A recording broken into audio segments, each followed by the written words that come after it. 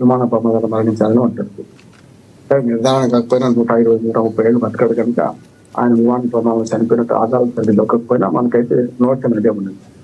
ఇంకా అప్పటి నుంచి ఇప్పటిదాకా జరుగుతున్న విమాన ప్రమాదాలు చూసుకుంటే ఇంతకుముందు ప్రసాద్ గారు చెప్పినట్టు రెండోది కాకుండా మూడోది కూడా ఉంటుంది. వాతావరణం సరిగ్గా సహకరించాలన్న వాళ్ళని కూడా దాని వల్ల కూడా ఒక్కొక్కసారి ప్రమాదం జరగవచ్చు, మంచు బడి ఉండొచ్చు, ఇట్లాంటివి కూడా జరగవచ్చు. ముఖ్యంగా బారామతి విమానాశ్రయం గురించి మనం చెప్పుకోవాలంటే అది కేవలం చిన్న చిన్న చార్టర్ ఫ్లైట్ దిగడానికి మాత్రమే, రోజు ప్రయాణికుల విమానం కావాలి, దిగేది కాదు. అది పూణే, బొంబాయి మీద ఒత్తిడి తగ్గించడానికి బారామతి విమానాశ్రయం పెట్టుకున్నారు వాళ్ళు.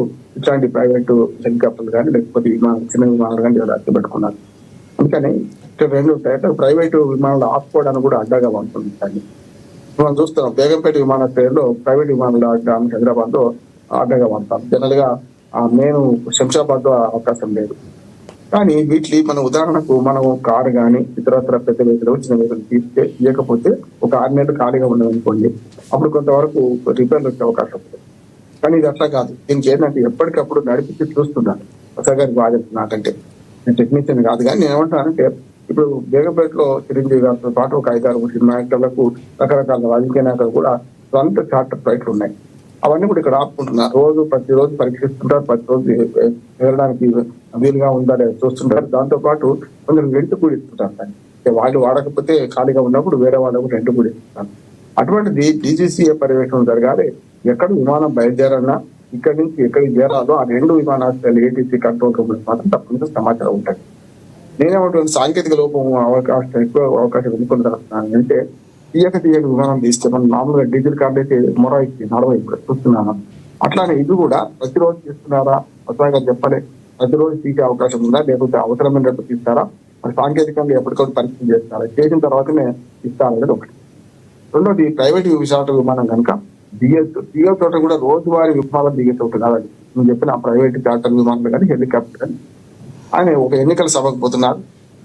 దిగే ముందే జరిగింది కనుక అంటే సాంకేతికంగా చక్రాలు తెలుసుకునేవా ఇవన్నీ రేపు పొద్దున రిపోర్ట్లు తెలుస్తుంది. అట్లనే బ్లాక్ బాక్స్ ఉంటుంది కనుక మరి దాని వల్ల కూడా కొన్ని వివరాలు తెలుస్తున్నారు. కానీ 2 విమానాశ్రయాల మధ్య ఇక్కడ నుంచి బయలుదేరిలో బారామతికి పోయే ముందు జరిగిన సంఘటనలన్నీ రికార్డ్ అయి ఉంటాయి కనుక అదొకటి. రెండోది ఏంటంటే దిగడానికి అనుమతి రాకముందు దించారా లేకుండా అనుమతి, ఇద్దరు పైలట్లు కూడా ఇద్దరు ఉన్నారు. ఇప్పుడు మామూలుగా జనరల్ విమానాలు కూడా ఇద్దరే ఉంటారు. అట్లా ఇక్కడ కూడా 2 పైలట్స్ ఉన్నారు. 4 ఏమో భద్రతా సిబ్బంది, 3 భద్రతా సిబ్బంది. అట్లాగే అజిత్ పవార్ గారు తెలిపారు.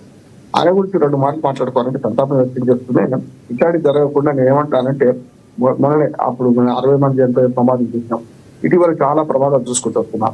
ఇది తరచూ జరగకుండా ఉండడానికి అవసరం ఏర్పాటు DGCA ఏం చేయాలి అంటే DGCA మీద మొన్న 60 మంది ప్రమాదం జరిగినప్పుడు చాలా ఆరోపణలు వచ్చినాయి కూడా. అంటే అందులో నిపుణులు ఎంతమంది ఉన్నారు, ఏ రకంగా చేస్తున్నారు, పర్మిషన్ ఇవ్వడం ఎట్లా చేస్తున్నారు, అసలు అదొక పెద్ద కుంభకోణం, అదొక పెద్ద అవినీతి గత నడుస్తున్నా కూడా అప్పుడు చాలా చర్చించాం, మళ్ళీ మర్చిపోయి ఉంటాం.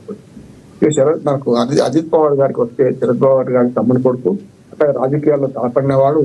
1982లోనే ఆయన క్షేత్రస్థాయి నుంచి రాజకీయాల్లో ఎదిగినవాడు. మరొక చెప్పాలంటే ఆయన చక్కెర సహకార రంగంలో ఉన్న చక్కెర ఫ్యాక్టరీకి అధ్యక్షుడిగా అట్లాగే మెంబర్ గా ఎన్నికైన వాడు. 91లో ఎంపీకి ఎన్నికైండు.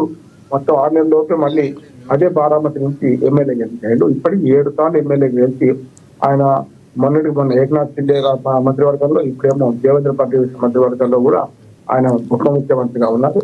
అంతకుముందు కూడా ఆయన తండ్రి నుంచి మొదలుకొని ఆయన పెదనాన్న నుంచి మొదలుకొని అనేక మంత్రివర్గాల్లో పనిచేశారు. అనేక మంది మహారాష్ట్ర ముఖ్యమంత్రిగా ఉన్నప్పుడు ఈయన మంత్రివర్గంలో పనిచేశారు. అపారమైన అనుభవం, 4 దశాబ్దాల రాజకీయ చరిత్ర ఉన్న కేవలం 67 ఏళ్ళే అనుకున్నాను. ఎందుకంటే కేవలం 67 ఏళ్ళు అంటున్నానంటే రాజకీయాల ప్రారంభ వయసు 50 అంటారు.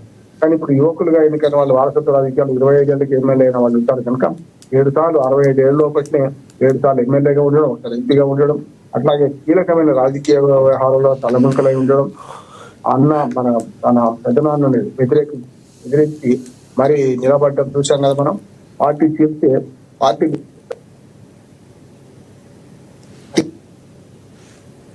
గడియారం చూస్తూ శరద్ పవార్ గారు కూడా మొదటి నుంచి కాంగ్రెస్ పార్టీలో ఉండి సోనియా గాంధీ విదేశీయేతర పరిస్థితి బయటకు వచ్చిన వాడు. టీఎస్ అభిమాను శరద్ పవార్ వాళ్ళు వచ్చినప్పుడు మన పెదనాన్న అడుగుజాడల్లో బయటకు వచ్చిండు. బయటకు రావడం కాకుండా ఆయన వెన్నట్టు నిలిచి ఈ సరైన విధంగా వాళ్ళు గౌరవిస్తారని చెప్పి మొన్న ఎన్డీఏ కూటమికి మన మద్దతు వస్తూ అన్నతో మన తను చెప్పినంత విభేదించి బయటకు వచ్చాను. బయటకు వచ్చి కూడా స్థిరాయితీ రాజకీయాలు ఉంటున్నాడు. ఇప్పుడు మొన్న మరి మన మహారాష్ట్ర పంచాయతీ ఎన్నికల్లో మున్సిపల్ ఎన్నికలు అయిపోయినాయి. పంచాయతీ ఎన్నికల్లో జిల్లా పరిషత్ ఎన్నికలు జరుగుతున్నాయి. ప్రచారానికి వెళ్ళి తెలిపారు. అంటే అపారమైన రాజకీయాలతో మంచి ప్రజాదరణ ఉన్న అజిత్ పవార్ పోవడం అని మాత్రం మహారాష్ట్ర రాజకీయాలు తీరని లోటు. ఇది విమాన ప్రమాదంలో పోయి నెట్టపోయినా కూడా మనం ప్రమాదానికి పూర్తి స్థాయిలో మన విచారణ జరపాలి. దాంట్లో ఏం జరిగింది నిధి చెప్తాను. పోయిన ప్రాణం తిరిగి రాదు. కానీ ఇట్లాంటి ముందు జరగకుండా అంటే మనం చెప్పుకుంటే వరుసగా చూస్తున్నాం కదా.